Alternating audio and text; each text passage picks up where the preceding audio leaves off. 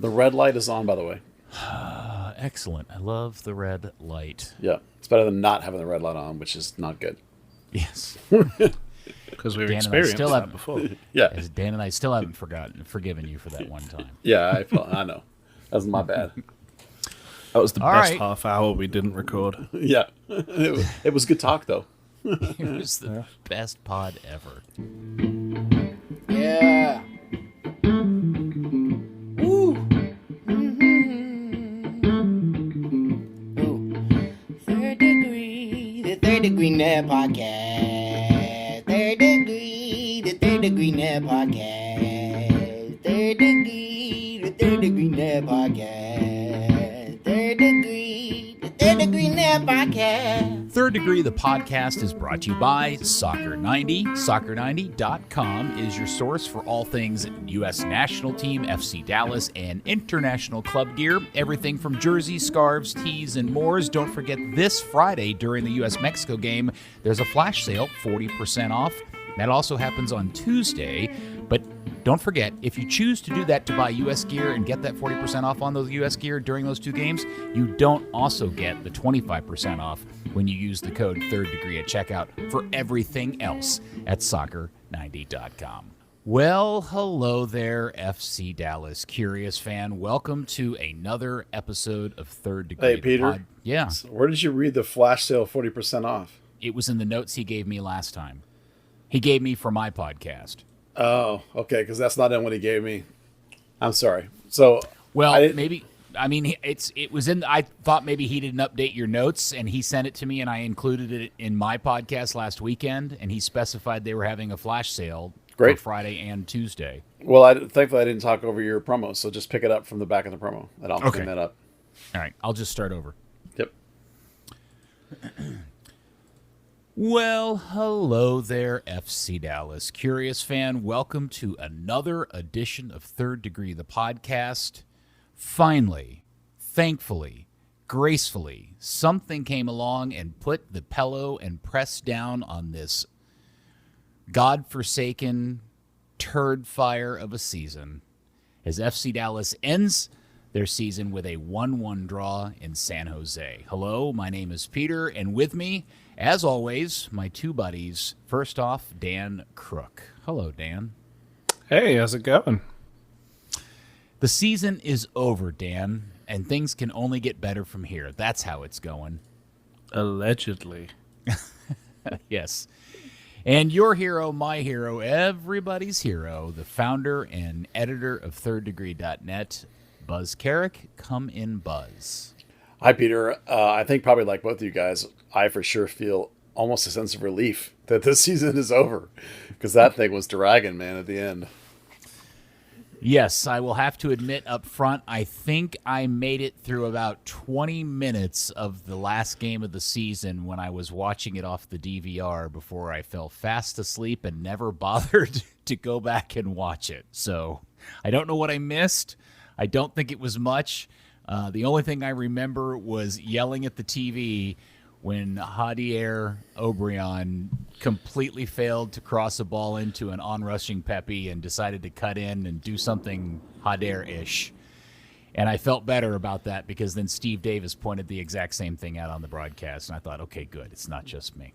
Yeah, Obrian's going to Obrian. He did, in the context of himself, have a relatively good game, but obviously there are big flaws in his game. But let's save that for when we get to later in the podcast. All right. So do you want to spend any minutes talking about San Jose 1, FC Dallas 1? Anything noteworthy about that to spend any time on whatsoever since it was the final game of the season? I mean, I don't think so. Dan, did you think there was anything worth talking about in that game? No, I mean it was Chris Wondolowski Day. That was it. Yeah, I got to tell you, that was weird because for whatever reason, I was under the impression we knew that he was retiring. But then I guess there was some of the commentary between Mark and Steve when that one player had to go out early and they over-embraced. Yeah. That the broadcast guys they were like, yeah, okay, that's pretty clear indication that this is going to be Wondolowski's last game based on the fact that they hug each other like they were never going to see each other again. Well, I think everyone assumed it was going to be, but he had said earlier in the year that he wanted to play one more year. Crazy. Surely the sideways 8 patches they were all wearing should have been a pretty strong Yeah. indicator. I didn't know what that was. I thought maybe it was some sort of new Infinity sponsor. Well, there's one thing They I were just wanted to. ripping off the Andres Iniesta thing. The one thing I want to say about Wondolowski is in a league with 5 subs, I don't know that there's not still a place for him. I mean, he could give you 10 or 15 minutes off the bench and get you a goal. So, like, I don't know that you would necessarily, like, if you're trying to think big picture and you're a team that's like, I need a guy, like, if you're missing a striker, you want a guy late. I mean, there's a spot for that, really. Yeah, I heard you say that in your instant reaction video, and I thought about that for a bit. But what it would cost you to get him, and I guess there's 2 ways of looking at that. What would it cost you to get that? And 2, if you're Wondolowski, do you really want to do that for another year? Do you want to just put in the effort and the work and the time to only go out 10 minutes a game, and that may not even be every game? I mean, that's kind of what he did this year, is it not? Well, okay, fair enough. So I guess do you want to do that again, I guess is the question. Maybe that's why he didn't want to do it this time, but I don't know. Yeah, I just think, it's again this point I try to make all the time where he only started 9 games this year. So if you're talking about a world where you have a space for, on your roster for a guy that can't play 90 minutes anymore, and 5 subs, there's a usefulness to that. The way he should do this is that if Dan, are you writing a novel, dude? Yeah, what are you doing back there, Dan? Oh, fuck, I thought it was muted. No. There's also sounds like a car going by, too. It sounds like No, that's Dan's the rain. it's getting ready to pour chunks here in a little bit, guys. It probably is already at where Dan is. I was thinking, if the way for him to do this, and I don't know how this would work in terms of MLS contracts and his retirement, is that if some team could pick him up towards the end of the season and use him through a playoff run or something, that would be cool if he wanted to do that. Absolutely, yeah. Isn't that kind of the big thing? It's if he wants to be reduced to that, or if he wants to go out as the star man in, his city. Well, certainly we don't speak for the guy. I'm just speaking hypothetically about the nature of 5 subs and an old guy, that might be able to bring you a little bit at the end of games. I mean, that's what we've reduced Franco Jara to here. 5 subs. Hate it. Hate it. Yeah. Get By the way, on. I also wanted to point out that the Tafaris had 2 starts now, and they've had only 1 goal given up in both those games. So it's anyway. Yeah, that did not go unnoticed. Yeah. At least by those who were paying attention. Right. Well, so since we're not going to talk about that, and we don't have another game to talk about, and the playoff games don't happen for a while, although I think we now officially have the schedule, and after watching the people in Seattle complain that they were going to get stuck with the Thanksgiving Day game, it now appears that Colorado, who have a bye, will end up having to play the winner of Minnesota-Portland on Thanksgiving Day, which is only 3 days after those 2 teams will have already played each other on Sunday. So maybe 4 days. I guess that's Sunday to Monday to Tuesday. Yeah, so 4 days. It seems like an awfully cheap turnaround and a bad day to play a soccer game against NFL Thanksgiving Day games, but whatever. Nobody asked me. The other weird thing is that New England doesn't play till the 30th. So it's like if you look at the next round, Colorado might have a long gap after playing what would supposedly be early for that round. Maybe the website just has all the scheduling. Maybe that's not all official and that's all going to get worked out. But that's what's on the website 5 minutes before we started recording. So I probably shouldn't overtalk that. But anyway, since none of that's happening for a while and we really don't have much else to talk about, we're going to turn this episode of Third Degree, the podcast, into a quasi game show called Dump or Keep. I wish we had some sound effects and production music to someone just dub in the Windows error sound. Yes,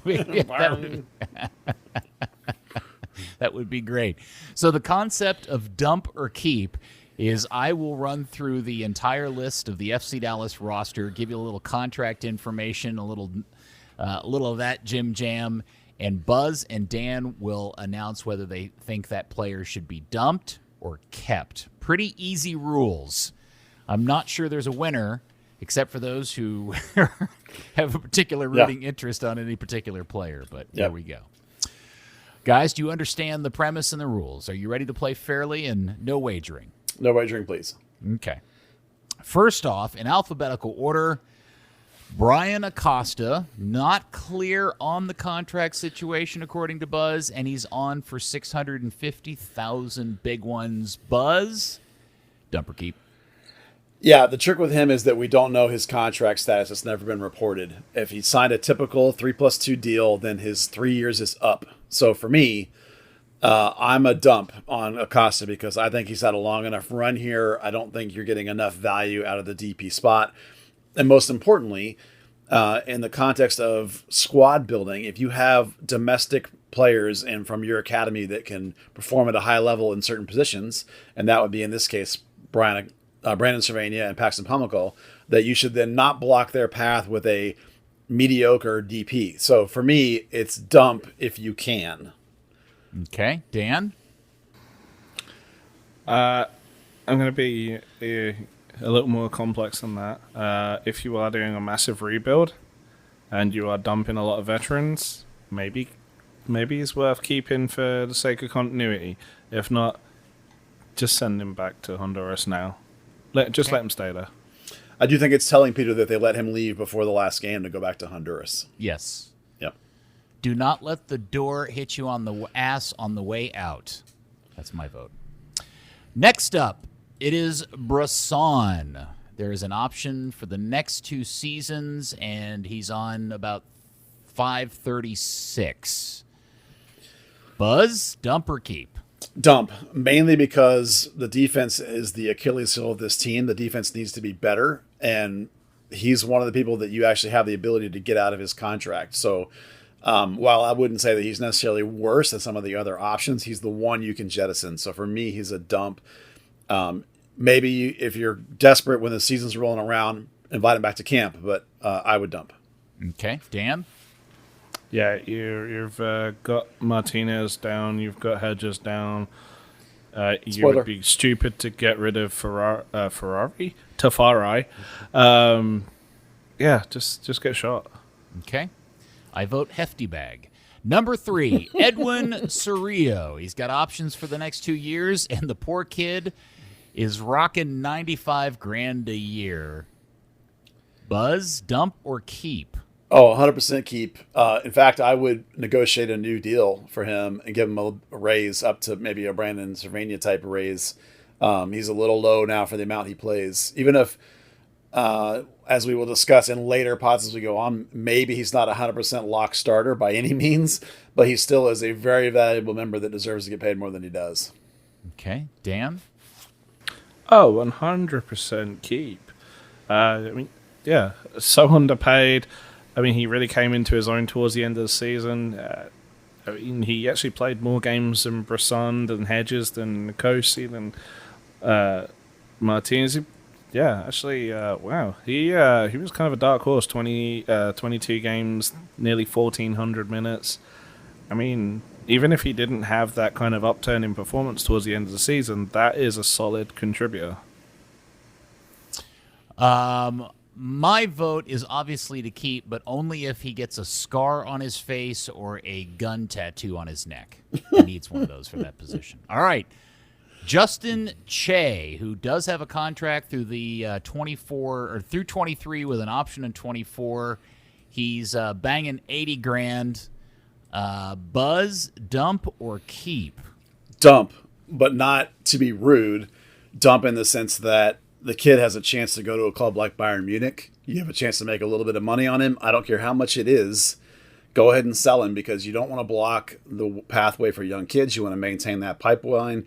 And we saw from his play at right back that he's not going to bring you like a massive, massive upgrade at right back. And his potential at center back, which is where it should be, is probably years away because center backs need time, almost like keepers. They need a time to play in. So he's not going to help you for 3 or 4 years here in Dallas. Dump him, sell him, get the money, and give the kid a shot at Bayern. Yeah, sell. Dan? 100% sell. Okay, all right. And as Sting said, if you love something, set it free or something like that. You know what I'm saying. Something like that. No one can understand what Sting says anyway because, half of the words are just and that's coming from someone from his country. Right. Pot, kettle, pot. Next up, Khalil Edmakar has a contract through forever and is making minimum wage, it appears, compared to everybody else at just under $64,000 a year. Good for the kid. Dump or keep, Buzzard? Keep. He's making what is considered the homegrown minimum, essentially. You've got him for next year already anyway, with lots of options to go. I like to give college homegrowns at least 2 seasons, so he deserves a second season anyway, plus he showed flashes. And I think, like, depending on where they want to spend some money, likely he's your second choice left wing next year. Daniel? Yeah, I mean, just the fact that he was good enough to make 6 substitute appearances in his first season. I mean, that's a keeper right there for that. For that little amount on a negligible spot on the roster.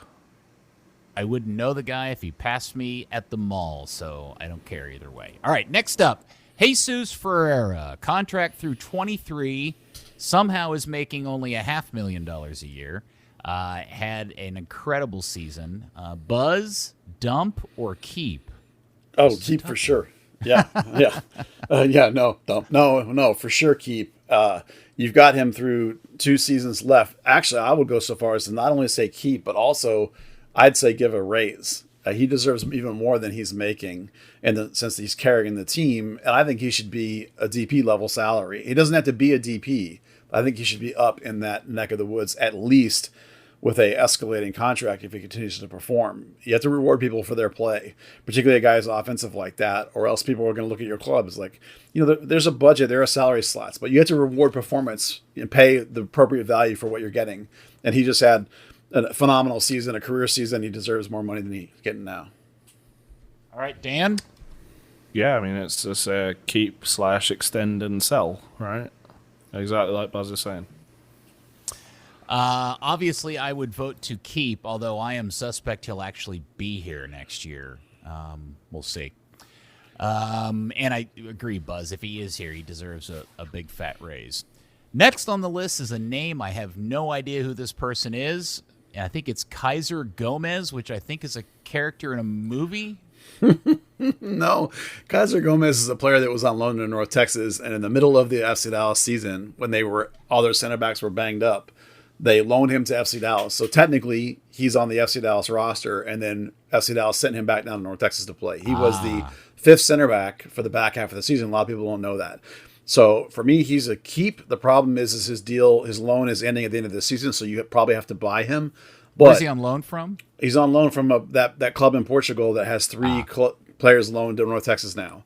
So the whole idea was they were trying to showcase him for this club to keep him. So he's good enough that he's been in FC Dallas training. He's good enough to have been the 5th center back last year. I think that same is true. I would buy him, and I would bring him to camp with a shot to be that 5th center back. If he is or if he isn't, either one, he's going to play mostly for North Texas again. I think he's 20, and he's a big, huge, physical, dominating, intimidating center back. I think he's worth keeping for sure. Dan? He is 21. That was actually what I was going to base my thing off. Hold on. Just wait a second. I want to enjoy some Night Storm with Dan Crooke. Yeah. I can turn the gain on this microphone up if you want. No, we can hear the rain and the storm just fine, and it's wonderful with your voice. So keep going. It's shitty here. Yeah. Yeah, I've just been driving through that. That was fun. Are you done with the weather? Yeah, go ahead. Okay, cool. That should be the cold open almost. Yeah, no, I think 21. It feels weird to say he's on the wrong side of 20 for a developing player, but he almost is. It depends entirely what the fee is or how it all works out, but it'd be good to see him stay, even if he was a second-year North Texas guy. Give him kind of that. I mean, that's how North Texas is supposed to work, right? 2 years and you're off. Give him that second year. I feel like we spent way too much time talking about a guy that I don't know, so whatever. Matt Hedges, El Capitan. I do know Matt Hedges, yes. Okay. Now, he has a contract through next season with 2-year options after that. He's making a Boffo $850. Buzz, keep, or dump? Take your time. Man, I tell you, I came really close to dump. I really did. But I'm going to say keep because he deserves to go out at it whenever he wants to. I think that going into next season, you're probably thinking he's your starter. But again, the defense was horrific this year. So it has to be better. Now, he was banged up. He was hurt. He continued to get better. He deserves this one last year at that money. Probably going into 23, 24, those two options are going to be really questionable just based on his age. So I'm a keep for now, but it was close. All right. Before I go to Dan, I'm going to ask the question, may I throw out a wild card option? Of course you may. Where on the table is the concept of trade? You can conclude trade as a dump. If you think that that's a valuable option, like that you think that you can get something for him, you can feel free to throw that in as a dump. Man, I'm telling you, based on what we saw this season and his age and the number on his contract, if you could find some team willing to give you a bunch of that LMNOP alphabet soup stuff money, that might be worth it, in my opinion. Do a Jason Christ to him? Well, look, Ryan's got to want to, you got to do it in, not Ryan, Matt, I would do it in the spirit that maybe he ends up going to a better or a contender team, you know? Yeah. And he feels like it's his one chance to win an MLS Cup, and he gets a chance to go play with that team because this is not going to be an MLS Cup contender next season. Oh, no.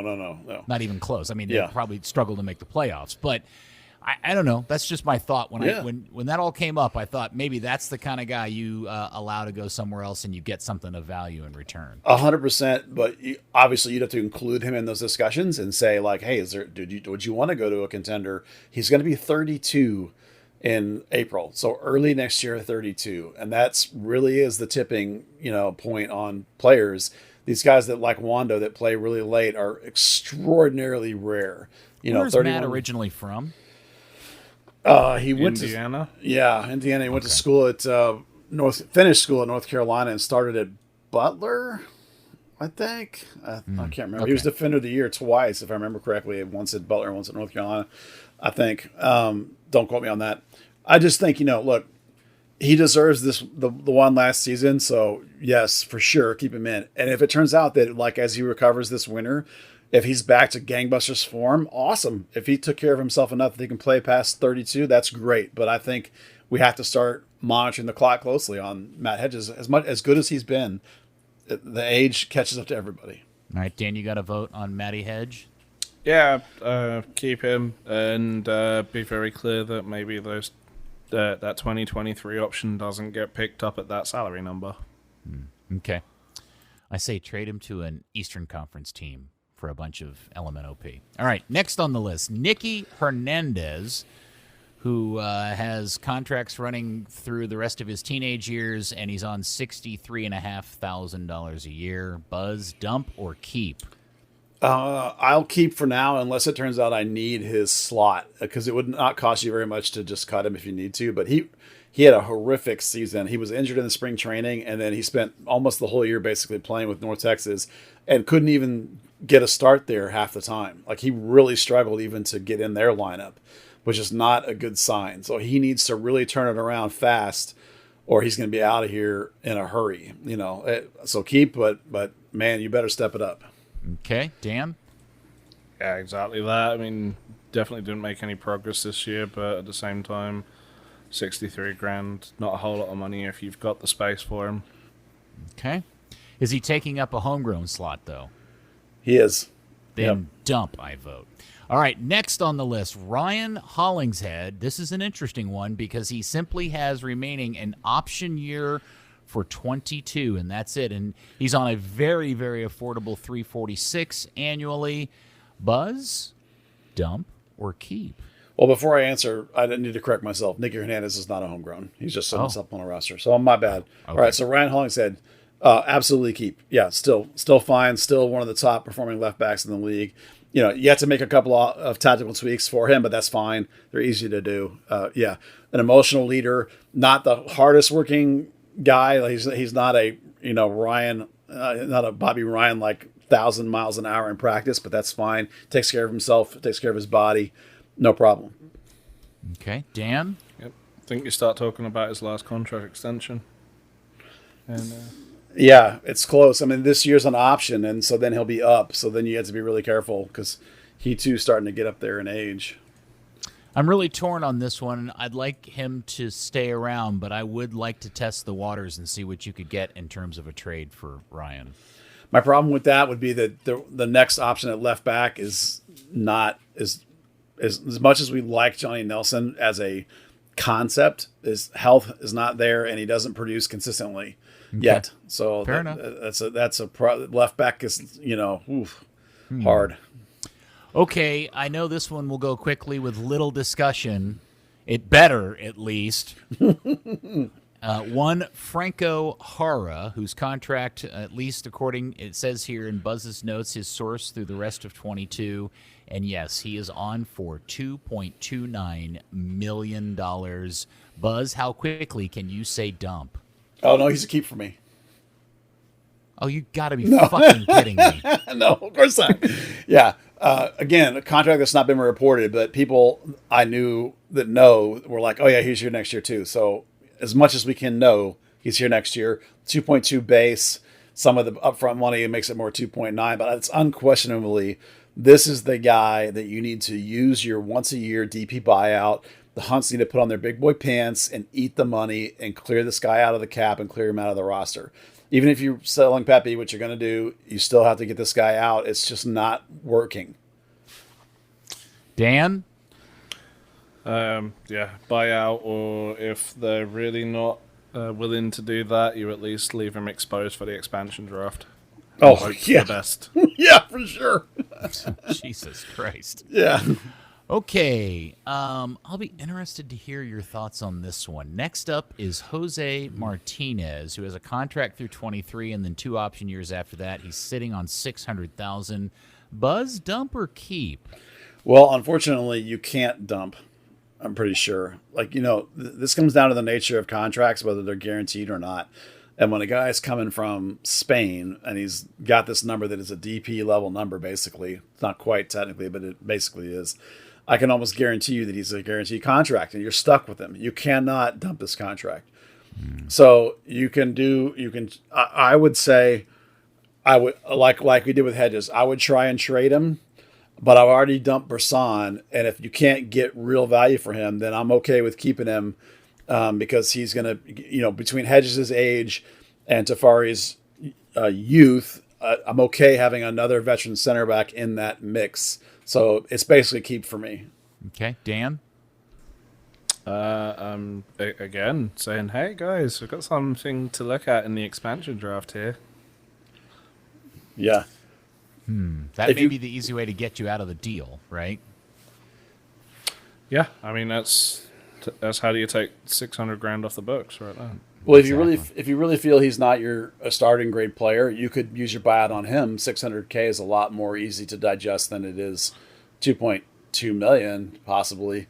I just don't think. I think he's fine in terms of the mix as it is now, and your inability to get rid of all these salaries. You're going to have to keep some of them, and I think he's okay to keep that one. But let me just also test your temperature. Nobody on this podcast thinks he turned out to be what we hoped he would be in terms of his on-field production.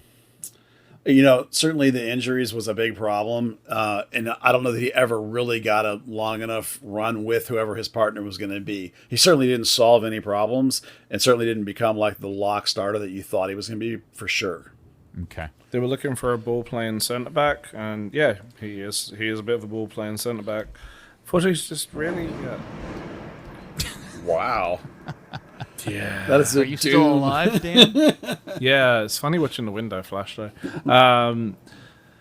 He's just so passive in his defence, which that then leads Matt Hedges into making mistakes trying to cover for him, or Brisson charging through someone and conceding a penalty, and it's just you kind of don't want that uncertainty in the team. Maybe a run of games can get him out of that, but we've seen him play a fair few games, and we still haven't seen that work its way out of his game yet. I just can't get out of my head the scene early in the season when Cade screwed him into the ground in San Jose. and just kind of left him there with his pants pulled up over his head. So yeah, that's a perfect example of the biggest deficiency on this team is defense. And in particular, it's the center backs, because 3 of the 4 that we saw play a fair amount are no longer quick. They're all relatively slow and relatively unathletic, except for Tafari. So that's a bad combination when you have 2 guys trying to play together, which is why it's so important for Tafari to play down the stretch when he wasn't. So center back is a big, big problem, and there's a whole lot of money locked up there already. That's going to be one of the key things to keep an eye on this winter. All right, next is Jimmy Maurer, goalkeeper, contract through 23 with an option after that. He's somehow sitting on the impossibly low number of $250 a year. Buzz, dump or keep? Keep. Yeah, all right, keep for Dan? me. Oh, yeah. If you dumped, you'd be crazy. Okay, that was easy peasy. Next up, Eddie Monjoma, who has a contract through next year and then 3 option years, and he's sitting on $66,000. Buzz, dump or keep? Yeah, I'm a dump on Eddie. He's had 2 years and has yet to really show that he's a legitimate starting option on the right. In fact, he was losing out to a 17-year-old and to a guy that never played right back before, basically. So for me, I think it's time to say, college senior homegrowns for me only get 2 years. So I think it's time. Dan? I'd give him a pass for that first year and just take the contract through 2022 at price. You need guys who are viable left back options as well, and he's one of the few. Okay, next up is an interesting one. Young Johnny Nelson, who is in a similar situation as Eddie. He's got a contract through next year. There are potentially options, but he does make $115,000 a year. Buzz, dump, or keep? Keep, because he's a Generation Adidas player. He's free, basically. Doesn't count on the salary cap. And when he's healthy, that's a big question, obviously. If his health is not recovering, then you have to address it and do an injury buyout. But if his health is better, he is a viable second team option at left back. He's not going to replace Ryan, I can't imagine, but free player and good backup, good squad member. You can put him in other places if you have to, so keep for now. Okay, Dan? Yeah, as long as he's house money, which, that is the end of next year, you keep on to him. Then you make the big decision. Did he have a comeback? Where is he with that? What's he actually contributing? What's he worth in terms of real money on the salary cap? Okay. Oh, no. I have this real worry this is going to turn into an argument. Next on the list, Hader Obrian, contract through another 2 years, options for 2 years even after that, and he's making $360 a year.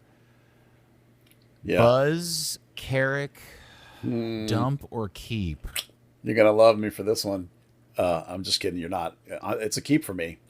If you look at baby Jesus, do an average on Michael Barrios' numbers over his time in Dallas, and Hader has better numbers. And he makes half as much money, and he's considerably amount younger. I know that there are lots of deficiencies in his game. If it was like Roland Lamar and we never saw improvement, I'd say dump. But there's been concrete improvement in his adjustments to the league. He's stopped most of the diving. There's a little bit left. He stopped most of it. The defensive effort has come in. The positioning is getting better. It's still not great. Like the next to the last game, he made a wrong decision that cost a goal through that side of the field. But relative production to value is really good. So, and the back half of the year as he adjusted to the league is really good. And there's nobody else on that side right now. So it's a keep.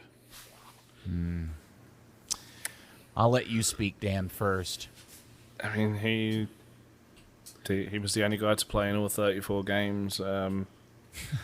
It's not a massive amount of season in club history. Yeah. Well, yeah, but the only one that lasted, nearly hit the double figures, a few assists along the way. Consider too that you might lose both Pepe and Jesus. Yeah, okay. You need a goal scorer. All right. It's one of the few times like the eye test and the numbers just are going to have a massive argument, but you've got to keep him. All right. Hader Obrian is the perfect example that I am extremely concerned that many of us, either in the media and or the fan base, are all suffering from Stockholm Syndrome. That somehow we've talked ourselves into thinking that Hot Air O'Brien is good enough to play for our team. Now, he may be good enough to play for a crap last-place team, but if you have any ambitions of really growing a contender, I refuse to believe that he is a good enough player to do that, to fill that role. And that's why I say burn him with fire. Yeah, I don't agree with that. I think his progress this year and the production is there. So I think you're spoiled as a Man United fan. No, this has nothing to do with that. It's that we have literally watched them walk through here, wing player after wing player, either on the left or the right, that has been total crap. They've ranged from anywhere from total crap to, and even if you want to say he's the best of the lot, Hot Air O'Brien.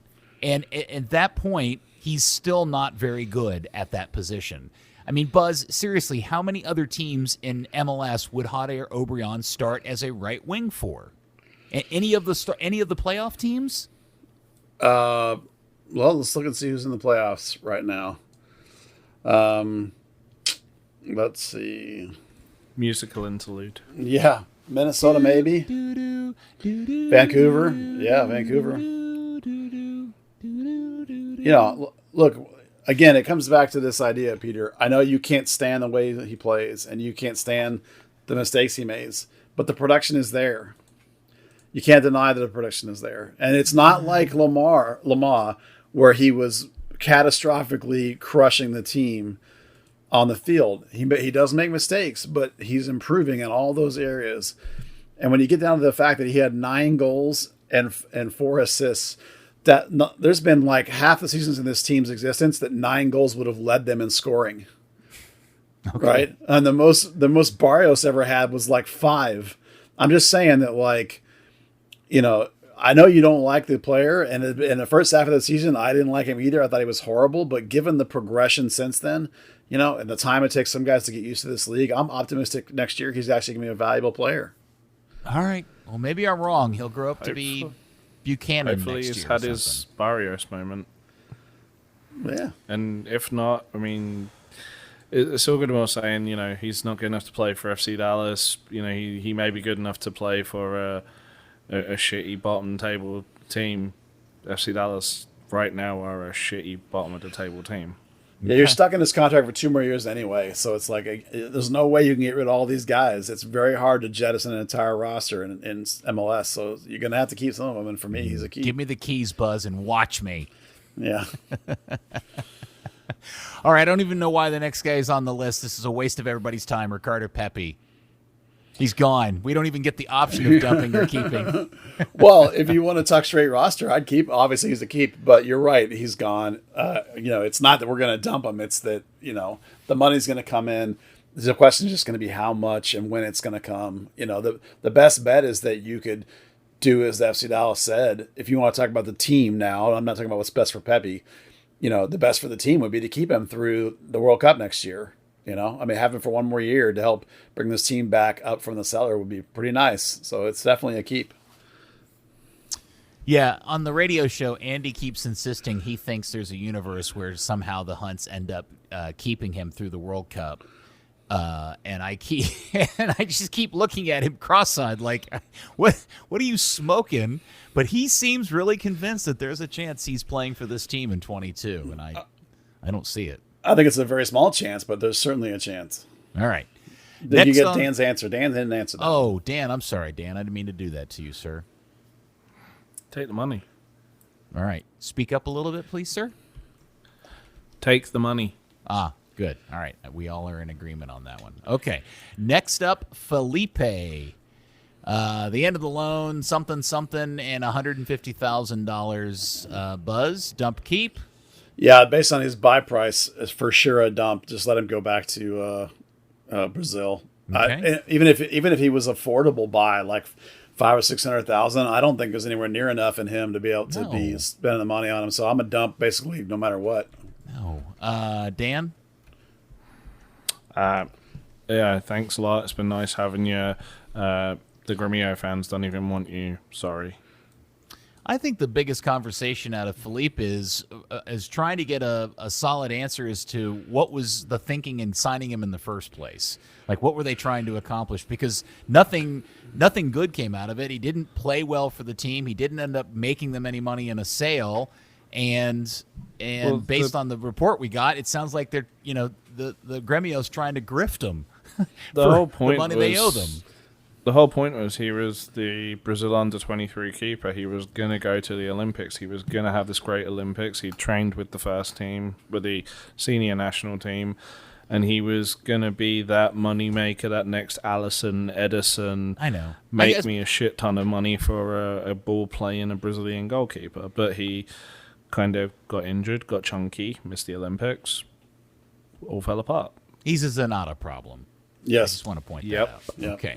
Next on the list is Paxton Pomacall, who has a contract through 23. There is no option after that. He's on $600,000 a year.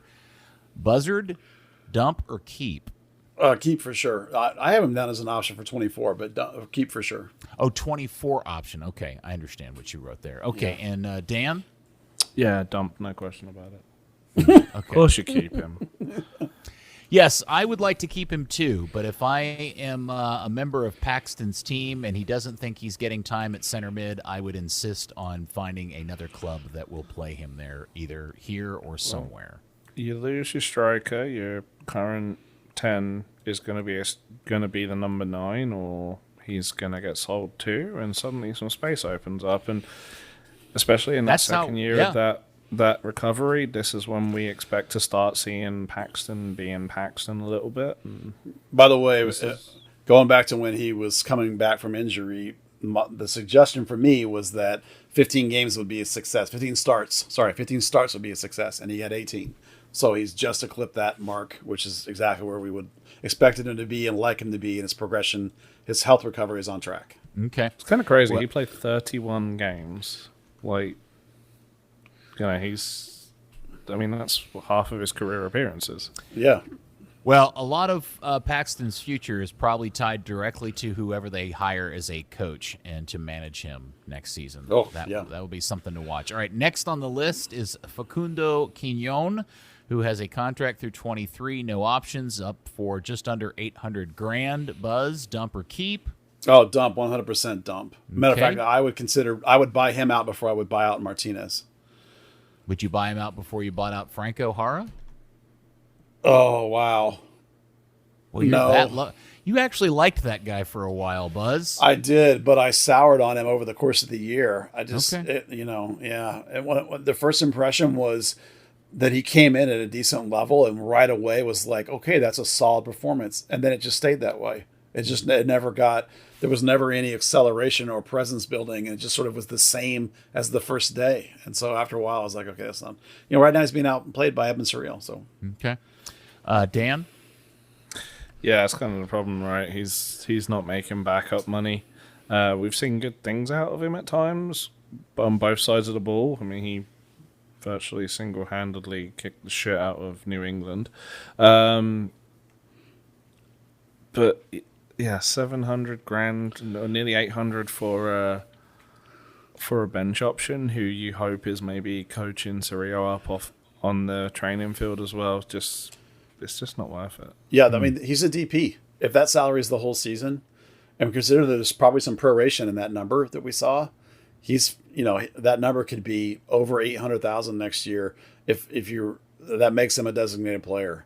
Okay. So think about the value you're getting there. And for me, that position is like the number one position when you're building to try and make a winner. I think all great teams have great sixes. Okay. And as we did with Philippe and Jose Martinez and some others, you might want to tag him as a Zanata problem. Yeah. Next on the list is Benny Resnick. Did he ever play this season at all, Buzz? I don't. He played for North Texas, but then I know that. Yeah, I don't think he ever made it off the bench for FC Dallas, and he's been hurt the whole season. Okay. The problem for me is that I never had him on my list as this guy should be a homegrown, and they signed him as a homegrown. So it's a mystery signing to me. But he does have a. There was something about a passport, and you thought they were Yeah. trying to sell him overseas. Well, that's just us trying to figure out why the hell they signed a player I didn't think was good enough. He has a Bosnia-Herzegovina passport, but I don't think, Dan, correct me if I'm wrong, that's European Union. It just is a passport that gives him some flexibility. For me, he's one of those guys you should have signed for North Texas and sort of see what happens, not to a homegrown deal. Now, there is a school of thought that says that they knew that this kind of MLS2 league was coming and that they'd be able to stash more homegrowns. So maybe that's what's going on there, because I am mystified why the guy was signed in the first place, and his sprained ankle turned into a year out. So I don't know what the hell's going on with this kid. Again, free player. So I guess you keep him, but it's like, I almost don't know why in the first place. All right, Dan, do you care? I think for one, his passport thing is exactly the same as Dante Seeley's, the whole Schengen area deal. He'd still need a work permit, all that stuff. The whole what deal? Passport. No, you said Schengen area? Yeah, the Schengen area is a block of European countries that people with certain passports are allowed to do like a visa waiver the same way if you were to go to the UK right now. See, you learned something here on Third Degree, the podcast. But that doesn't allow you to necessarily work there. So you still have to have a work permit, and that, takes away from the options that someone with like a German or a French passport would have. Okay. Next on the list, I'm not sure why he's on here. I didn't get to answer. Oh, sorry. What? What was your answer about Benny? I think, you keep him and you say, hey, Benny, is it Redzik or is it Regic? Because it changed. Why did it change? Okay. Sorry, I didn't mean to keep you from that funny line. All right, next on the list is somebody I'm assuming is already back home in his native Colombia with his feet up on the coffee table, and is also tagged with the Zanata problem tag, is Andreas Ricarte. And I think we already know that his deal that they've sent him home, or he's on his way back. Didn't that start leaking out in the media the other day? Yeah, like Philippe, that came out of press and back in his home country that Dallas was not going to buy him. And there was even a report that he had a 25 start trigger that would have automatically triggered the buy, and he's sitting on 24 starts, which is why he never started like down the back run of the season. Did you buy any of that, by the way? I might not have until I looked it up and saw he was on 24. And then I'm like, oh, okay. So I believe it. The thing about Ricarte for me is that I actually think he's a pretty good player, but you would have to build the team around him. And it's very clear that Dallas is not going to do that. And so depending on what his price is, I assume it's high. There's just no way you're going to buy that guy when he's late in his career. He doesn't fit the squad. He doesn't fit the way you're building the team. Again, it's a poor deal in the first place because it doesn't match what everything else they were doing. And again, it's a guy that gets in the way of homegrowns. He plays the same spot as Jesus or Paxton or Cervania. It's just not. It just doesn't work. So it's a dump easy. That's a no-brainer. Okay, Dan. Bye, Felicia. Bye, Felicia. Dan with the show mean, production. He's a good player, but you would need to totally rebuild everything around his role, and that's going to screw up everything for everyone else. Just take a pause here for a second. I don't mean to do this to you, but let me throw this in here. What if Jesus and Pepe are gone? Would you bring Ricarte back and build around him? No, Paxton. No. Yeah. Okay, fair enough. And Cervania. Well answered. All right, next on the list is little Tommy Poo, Thomas Roberts, who has a contract through 22, 23. Buzz, we're just going to let the poor kid let him go. Free him like a bird that you captured, a wounded bird that you nursed back to health. Yeah, he's a keep in the sense that you're not waiving him, but you're just wanting him to find a deal so you can sell him and move him. But number one, because he doesn't fit, again, what you're doing here. It's kind of like Ricarte. You kind of need to build the system around him a little bit. I think he's an exceptionally talented kid, and I think eventually he's going to find the place where it's all going to come together for him. So you don't waive him or anything, but you definitely, like, if he comes to you with, like, hey, so-and-so wants me for this, absolutely take it. Give him a fresh start and take what you can get. And you need to clear some room on some of these homegrowns. You need to clear some of them out. So he's a He's a dump in that sense, and if you get an offer, you take it. Okay, Dan.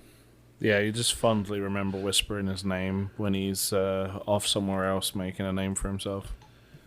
Now, it's entirely possible, too, that if there is a new coach and his loan, which I think ends in May, or, whatever, if he comes back and the other team doesn't want to buy him, I don't think it's going to happen. But if he does, let the other coach have a good look at him, before you dump him again or whatever. I mean, they're not going to dump him. They just redid his deal.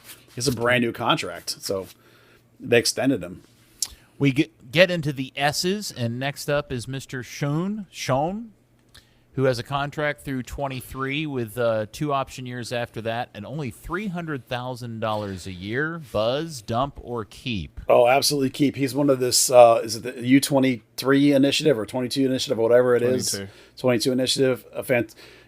They craned him in early and kind of hosed him, but once he actually got a chance to play into the team, phenomenal talent. He should be your starting left wing next year. Okay, Dan? 100%. Yeah, I mean, that's going to be part of it, right? Get Paxton in the middle, get Schoen out on the wing starting. And I mean, yeah, that's going to be a kid they're going to flip for a lot of money eventually. I'm hoping he comes back after an off season of doing nothing but eating chicken fried steak and working out with Zeke Elliott's trainer. That's what that kid needs desperately, is some size increase and muscle. I think that's his one big holdback, in just my opinion. Next on the list, again, another one I don't know why he's on here, Dante Seeley, because I thought he was gone. Well, it's like Thomas. He still technically belongs to FC Dallas. He's only on loan. So, okay. Yeah, they sold him. Sorry. No. It's the same sort of thing. It's like he's under contract. Just like Thomas, the Dallas is doing this thing, which I find a bit mysterious, which is that right before these loans happen, they re-up the kid for like an extra couple of years. So it seems 100% without evidence now. It seems very clear that they're almost like, if you want this loan, you're going to extend your contract. So that's what they're doing, which means that basically, like, if PSV likes him enough that they want to buy him, phenomenal. Buy him, keep him, whatever. If you don't, send him back. We need another right wing on this roster, so it's a keep either way. Sell him if you can. It's just like Thomas. It's a keep technically, but sell him if you get the chance. So I guess that's technically a dump. Is it both?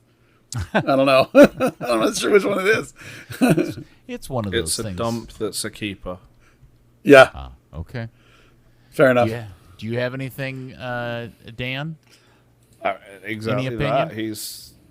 He's obviously closer to getting starts with FC Dallas than Thomas is, but you don't stand in his way if there's a good amount of money to make. I know that he started for the U20s tonight in the drubbing by Brazil. How did he do anything good? I didn't see the game. I don't think he even saw the ball. Wow. Brazil just had the ball the whole time, so it was like Okay.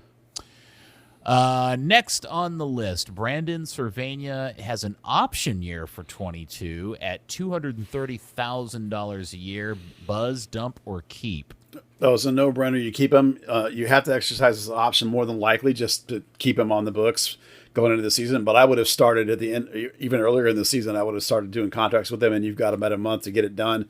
At worst case scenario, you pick up the option and you keep negotiating going into the next season. Because for me, Brandon Cervania is the homegrown, it's like the peak of the homegrown talent that isn't going to ever be sold. He's a dude that could be here for over a decade playing at an MLS starter level and is good enough to be able to play at a high level in this league and help a team get deep into the playoffs or even win an MLS Cup. He's that good, in my opinion. But yet he's not the kind of guy where someone's going to come in and give you $1 million for him. So for me, get him locked up to like a 4, 5, 6 year deal. He's going to be one of the core pieces of this team going forward. Okay. Dan? I mean, I'm not going to be quite as effusive in what I say, but yeah, keep him. Okay. I do wonder now, Buzz, just to clarify for those listening to the pod, when there's an option year, that is not a two-way option. That is the club's option, correct? Yeah. Well, there theoretically can be player options, but I can't even remember the last time we had one of those. It would be all the way back like in the Burn days as far as I can remember.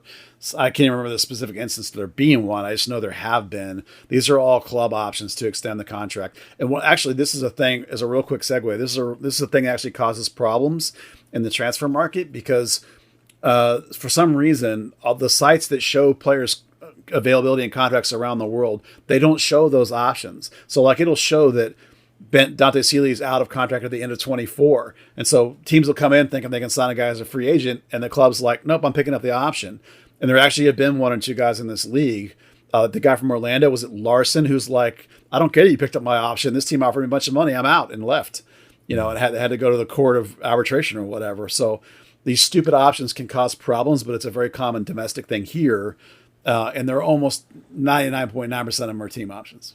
Well, I asked the question in relation to Brandon because if it was anyway his option bilaterally with the club, I did wonder after getting a taste of playing some European football if the kid didn't wonder if maybe he shouldn't be over there doing it there instead and would prefer to be there. Yeah, it's a good question. And it might be why we have not seen a new contract for him, because the other homegrowns, they've kind of done things mid-season. Like Pappy just had mid-season.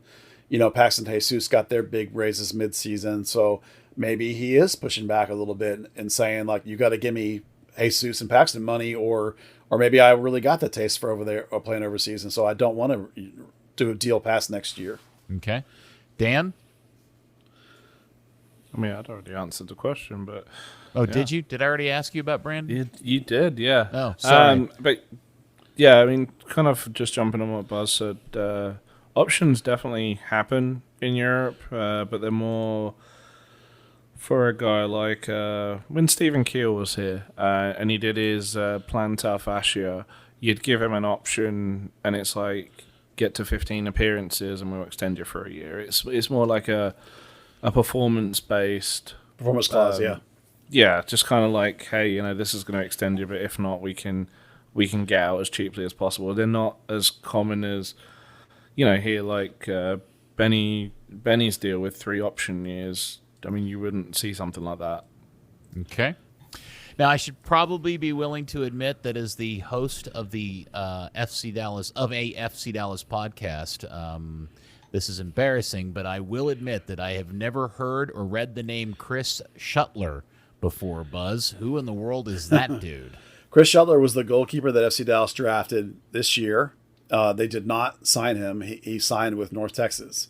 But in the middle of the season, when both Philippe and Zobeck were hurt, or maybe it was when Maurer was hurt, whatever, 2 of the 3 keepers were hurt, they signed an emergency loan for Chris Shutler to come up from North Texas to FC Dallas. Now, that's important, and the reason he's on the list is because if you go to the MLS website, he's still listed on the roster. So I put him in here. Now, I'm going to say dump because towards the end of the season, Richard Sanchez has locked down the starting job down there, and they've even on the bench now, they're using Antonio Carrera on the bench instead of Shutler. So I think it's a dump. I put him on here because he was on the roster, and he still is on the roster, and I felt like we should pay homage to the rules of this game, so that's why he's on here. But for me, it's a dump. Okay. Dan? Okay, I'm going to say trick question.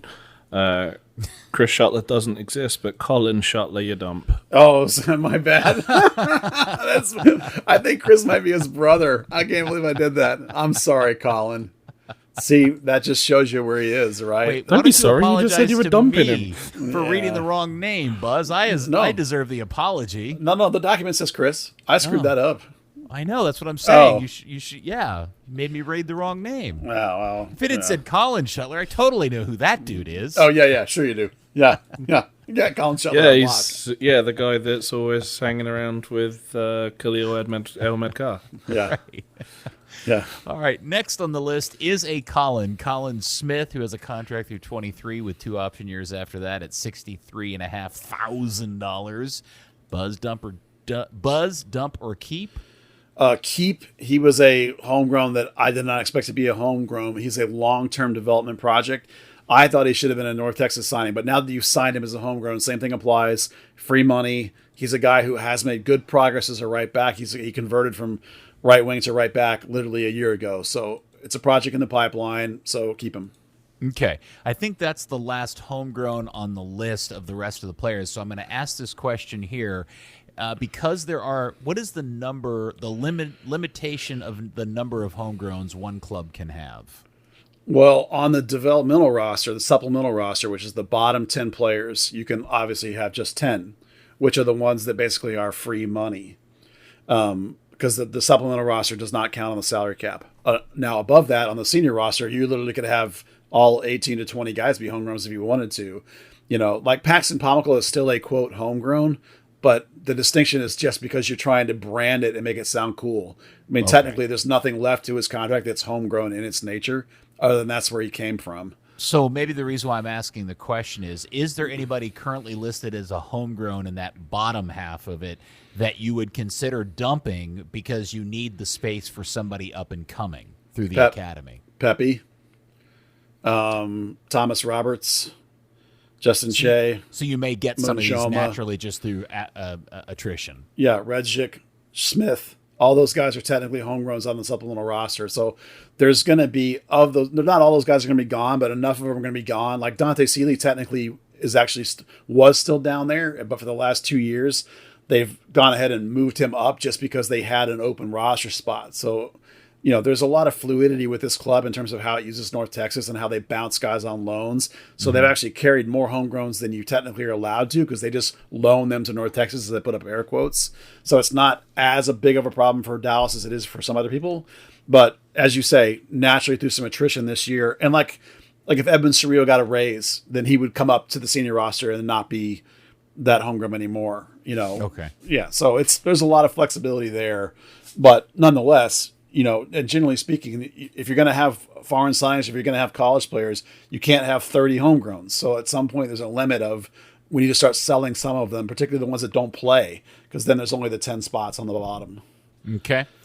Next on the list is the one I would consider we should officially call the cliffhanger of the 2021 season. Nkosi Tafari, who likely is out of contract, is only making $66,000 a year.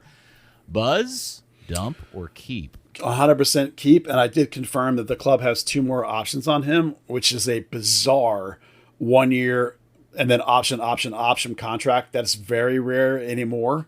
So he kind of got the short end of the stick here. Yeah, so not surprising he changed agents. So for me, it's a keep. Pick that option up 100%. I mean, I don't care what it is. I mean, there's no way it's like 500,000 or something. That's stupid. 100% pick it up and maybe even give the guy a raise. I mean, he's good enough to me. You want to give him a long-term deal.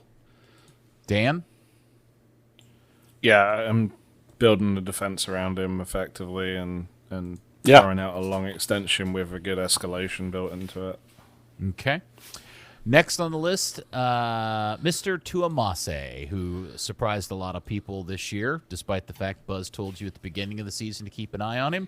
Option for 22 on $200,000. Buzz, dump or keep? Yeah, 100% keep. That's a great value there. That's right in line with what right backs in this roster will get paid.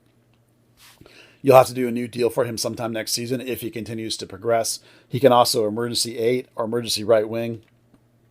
Emergency left wing. He can play a little left back for you if you need to. Versatility, decent salary number, 100% keep him. Okay. Dan? Yep, keep and extend. Okay.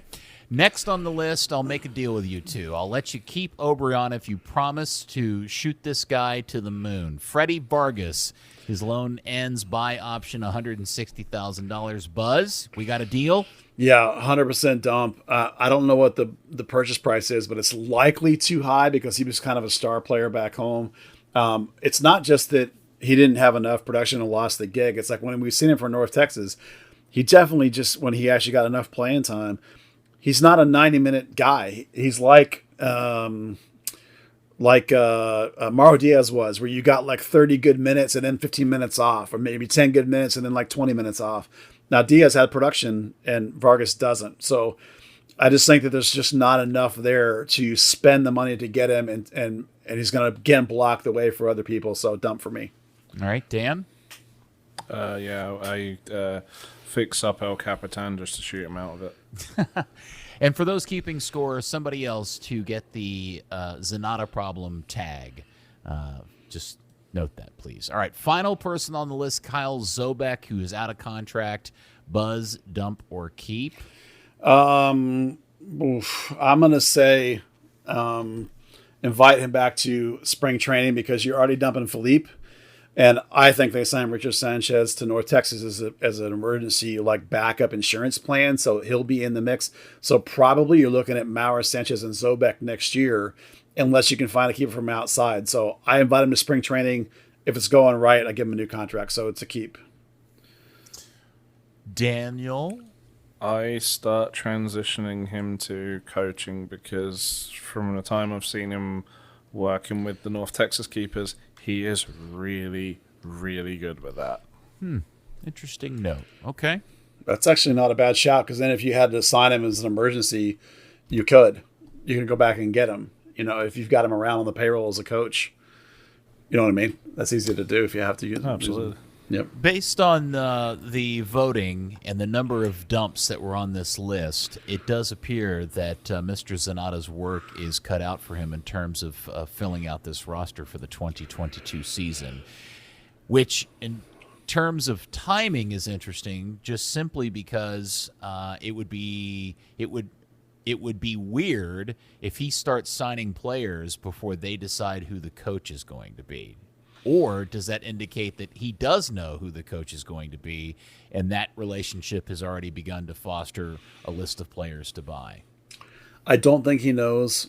I think that some of the timelines are going to accelerate here because the season's going to be winding down, and then a whole bunch of roster stuff starts to happen with waivers and expansion drafts and all that kind of stuff. And I don't think that they'll have a coach in place by the time some of that stuff begins to happen, because the Thanksgiving holiday is going to get in the way of a little bit of that, and you're going to start to get into Christmas, and people are maybe not going to want to do things, unless it's, Quill or Marco, then it'll be fast. But I think that the way we've talked about Zanata, where it's now this South American model where I'm building a roster, and if you're going to come in and win with it, if you can't, I'm going to get somebody else to come in and win with it. So it's like he's building it anyway. So it's all going to be on him, in his mind and in the mind of the team and the mind of Dan Hunt. Zanata's doing all the roster building, and he's just trying to find a coach to coach it. So it will not be surprising to see a bunch of moves start to happen purely on the Zanata watch. Okay. Sounds like from Marco's press conference after the San Jose game, the CBA is allowing them, back in the day, they used to have to train up until MLS Cup. Even if they didn't make the playoffs, the CBA is kind of giving them the wiggle room to just do exit interviews and really get into the process very early. It sounded like that was the plan for this week, was start getting people out of the stadium, or out of the locker rooms at least, with their physicals and their interviews.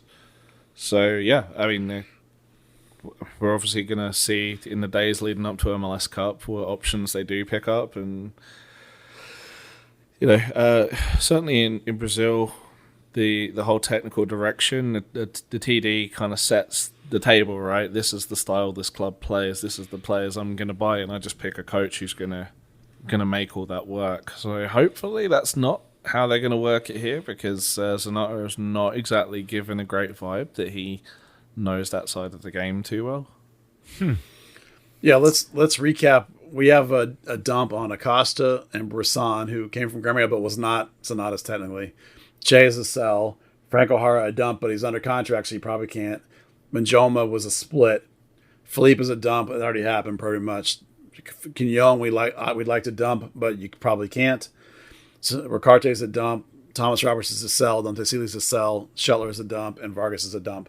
So that's like 12 names, but some of the worst ones, Quignon and Frank O'Hara, you're stuck with. Oh, and we split on Martinez. So he also, you probably can't get rid of. So you have basically 3-4 big contracts that you're effectively stuck with. And we can, as much as Zanata like to put the finger on Martinez at Lucci, Quignon is the one that got it, not Quignon, sorry, Zanata's the one that got done in the end. And Frank O'Hara was, I believe, under Zanata's watch too, even though we know it's Dan Hunt. So even if you don't want to blame him for those, he's still the one that did them and didn't put his foot down or whatever. And this team is going to be saddled with 3 or 4 massive contracts for the next year or two that it may not be able to get out from underneath. That's going to hurt the rebuilding process. Well, they could get out of one of them if they ponied. They could paid it. They could get out of one, and maybe you can trade one, or maybe you can expose them in the expansion draft and get them out that way. You could get one out this year, one out next year. There are ways, but sometimes these contracts are going to be a bit of an albatross potentially Yeah, I don't buy it. There's been too many times teams that are ambitious and creative figure out ways to correct their situations. And if sometimes that means you got to eat the money, you do it. If other ways it's being effective salespeople and selling these guys off and getting other teams to pick up your problem, teams have done that. If Dallas ends up stuck with these guys, that's just because they're not very good at their job, in my opinion. Well, I mean, yeah. That's what we're saying. What I don't want anybody to come away from is thinking that there's no way they can get out of it. There are ways to get out of these deals. You just have to be willing to do it and creative enough and not to spend thrifty to not do it. I don't want when you say they're locked into those deals. That almost makes it too absolute because I don't think that's necessarily true. Well, I just mean it in terms of the language of the contract. There are, of course, mechanisms in this league to do all kinds of stuff. You can trade them. You probably can use Tam Gam to buy them out. Maybe even I don't even know how that works. You can certainly use your own money to buy them out. You could knock their deals down to where they're basically nothing if you have enough Tam Gam. They're going to get a boatload of it from Pepe, so they might have to spend some of that to. Keep to buy down some of these guys and make them palatable so you can get other pieces in. Obviously, you better use some of that money to try and get Jesus locked up. Because, if you lose both Pepe and Jesus, then your build just got way, way worse because your really good offense just became a totally mediocre offense with one player worth only a half cent, according to Peter. So you would have no offense left if both those guys are gone, other than O'Brien. And we all know that he's mid talent level at best, even though I like his production. And on top of all of this, you still don't know who your coach is going to be, your manager is going to be. You don't know who your coach is going to be, and or much of presumably they'll keep some of those staff that we consider what we call organizational staff, like Lucien and Keyshawn and Chewy and the guys that they've retained this time. Even if the first team coach doesn't want him, they'll find spots for him in the organization. And if Quill moves up or takes another job somewhere else, you might have to get a new North Texas coach. You never know what's going to go on. This could be a winter of complete and utter chaos with this franchise. Okay. And I don't know if we need to do this now. Maybe we can save it for next week. But through pure coincidence, last pod, I was once again ranting over the fact that we hadn't heard from Dan Hunt lately, despite the condition of the season. Well, lo and behold, again, I'm sure purely through coincidence, we did get word that Dan published a letter to the season ticket holders. It was subsequently sent to me, and there's nothing in the newsletter that will surprise you. In fact, I'm 99% convinced if I wasn't so lazy, I could go to previous end-of-season letters or other public things that he's published and line for line point you an exact same wording of the same thing from some previous letter that he's published since he became president of this team. The only thing that I noticed, I 100% agree with you, by the way. The only thing I noticed was he mentioned Quill by name. Yes, I noticed that too. Yeah, and not Marco. So, yeah. I mean, that's interesting. I'm not saying it means anything. I'm just saying it's interesting. So, I mean, obviously there was a lot of talk in there. The context of Quill's mention was the context of North Texas having a good, finishing well, blah, blah, blah, academy. So again, the doubling down language, as they always do, on this is the FC Dallas way, this is the way it's going to work. And I'm to the point this season, one of the things I think when we do this dump or keep thing is that it's all these foreign veteran signings. You remember the beginning of the year? We talked about how there was this sea change happening. Why are they buying these and signing these 27, 28-year-old veterans that doesn't match the methodology of the club? By halfway point of the season and now the end of the season, those guys were all not playing. It's all the kids again. It's all the homegrowns again. Invest in that system. Invest in those young homegrowns and go forward with them. Build your 11 with them. Build your roster with them, and then augment here and there if you need to with actually functional. And this is the problem. Functionally good and talented free agent signing is like one or two, but they've been missing. I can't remember what's the last good foreign free agent signing other than Grezzo. Has there been some since then? Am I missing somebody? Oh yeah, damn it, the center back, the Swiss center back. Oh, Rito Ziegler. Right, yeah. Ziegler Sure. was a great signing. Yeah, great signing. So a couple of years ago, pre-Zanata, there were a couple. There have been some good ones, and that's all you need is a couple good ones, and you're at the 60-point team, top of the table. You don't need 10 of them, and you just got to hit on a couple. But the ones of late so far, Martinez is not a hit, Hara is not a hit, Brisson is not a hit, Quignon is not a hit, Ricarte was not a hit. Vargas is a meh coin flip. Vargas is not a hit. Schoon's a hit. I'll give you Schoon. That's a good one. Yep. Okay. So, that's one. Maybe if you don't count O'Brien. I would count O'Brien as maybe not a hit, but at least heading in that direction. I actually like him now. So that's still 2 out of 10. So that's got to be better. And particularly because I think they have one or maybe two spots that are absolutely vital that you fill with a legitimate high-end player. We'll talk about what those are later, but you got to get a couple of them hit because you can't do it with a 17-year-old. That's not going to solve any problems. Okay. I have 2 other comments about this newsletter. First off, because you share the same first name, Daniel, did you sign your name, Daniel, in the same way he does back when you were in elementary school, or do you do it that way now? No. Quite simply. No, what? You never signed it that way? I've never signed my name that way, no. I've actually got a 1-day contract laying around somewhere, and his signature on that is totally different to what's on the newsletter. Oh. At least my memory tells me it was. Well, maybe it looks very childlike because they asked him to do it digitally or something, and you know how that can make your signature look wonky, so maybe I should not poke too much fun. But the way the signature appears in this letter looks like his 6-year-old kid did it, so it's very weird. Complete with the little curly Q on the top of the D, like it's a cursive D. It's very strange. The other thing... Maybe he didn't sign it. Maybe somebody else signed it. Yeah. Maybe Gina signed it, pretending.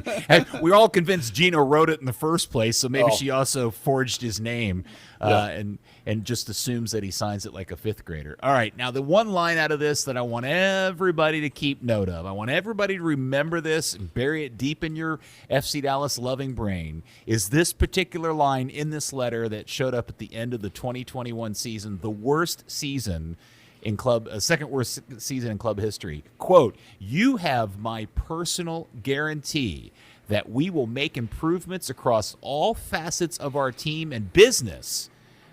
Across all facets of our team and business, because you deserve the best soccer experience." Well, what jumps out to me right away is that he's talking soccer experience and not like best team on the field. That he's talking about he wants you to have a good time when you come to the game. Now, maybe I'm insane, but to me, those aren't necessarily the same things. No, they're very different things. Yeah. I totally agree with you. Yeah. Yeah, because to me, like, good experience would be like there's a band in the plaza and I can get cheap burgers and dogs and there's got some fireworks after the game. Yay, here's some free gear. Lasers are going off. That's all fun experience, but it doesn't mean that my team's winning a cup. I mean, that's what I would have liked to have heard was 100%, like, we're 100% committed to winning a cup. I know they say that. Like Clark Hunt just said that the other day. And we never believe them. But this is the kind of thing. It's like their behavior, the things that they do, make us think that they're not 100% committed to winning a cup. And this is just another example of, like, to me, this doesn't say I'm 100% committed to winning a cup. This says I'm trying to sell tickets. So, there you go. Dan, you got any comments about the Dan's Corner newsletter? I mean, he's just trying to appease complaints, right, without actually addressing the realities of them. So, it's all lip service. You know what? Maybe we should have a regular weekly feature called Dan's Opposite Corner, and you just actually say things, your opinions on stuff. That would be awesome. Do you reckon before the San Jose game he was just sitting in his $13 million home going, one more point. One more point. Hey, somebody told me he stopped doing that this year. I'm sure with COVID they probably stopped. They haven't done the scarving. They haven't scarfed the statue in God knows how long. Oh, okay. I don't go to the games anymore, so I don't know. I mean, I've only been to like 4 of them this year, so I don't know if he's. Somebody had mentioned to me they hadn't heard him do it in a while, and I wondered if it was COVID or if it was because somebody finally told him how stupid it was. Well, I would hope both. the last few times I saw it, there were very few people out there. Even pre-COVID, there'd be like 10 people. So it's like I'm sure they just decided that COVID was an opportunity to let it quietly die, like a lot of things they do, like the North Texas Soccer Walk of Fame, which quietly died about a decade ago. Yeah. Well, they went from inviting someone to scarf the statue of Lamar Hunt to let's see who we can find off the Cowboys practice squad to take a penalty kick. Okay. And I should probably tease for next week. One of the things I want to talk about is we can begin discussing rumors on next year's primary jersey. Yes. I think there's some interesting conversations to be had about that. But Yeah. we need stuff to talk about next week anyway, since there's really nothing between now and then. Yeah. We'll do awards and stuff next week as well. How about that, guys? Yes, let's do it. Ooh. All right, don't forget, kids, the Third Degree, the podcast, is brought to you by Soccer 90. Now, don't forget, coming up this Friday night during the U.S.-Mexico game and next Tuesday during the U.S.-Jamaica game, they're having a flash sale, which means if you buy from soccer90.com any U.S. men's national team gear during the game, you'll get 40% off of that. Now, anything else you buy, like FC Dallas gear or any other club gear, all of that, you will continue to have available the 25% off you get when you put Third Degree in the checkout code over at soccer90.com. And also, don't forget, if you're ever up in the area, actually go to the store. There actually is a Soccer 90 brick-and-mortar store. It's right next to the Hall of Fame. It's a pretty kick-ass place to spend some time, especially with the kids. All right, Dan, thank you for surviving the storm and making it through and continuing to muddle through all of that on the little podcast today. Yeah, anytime. Let's do it across the whole off-season. Okay, let's. Damn it, we'll do that. We'll find something to talk about. Man, how long have we been going? I don't even know how long we've been going at this point. 80 minutes, give or take. Oh, goodness gracious. And I didn't think we had that much to talk about. All right, here we go. And then thank you, Buzz, for all your hard work and effort. Good work today, sir. Thanks. The rain just got to my house, so that'll be fun. All right, hope you survive damage-free. And thank you, FC Dallas Curious fan. Congratulations on making it through the season. We'll try to help we'll all work together to make it through the off-season. And we will speak to you next week on another edition of Third Degree, the podcast. Free Tommy Boo. Third Degree, the Third Degree Net Podcast. Third Degree, the Third Degree Net Podcast. Third Degree, the Third Degree Net Podcast. Third Degree, the Third Degree Net Podcast.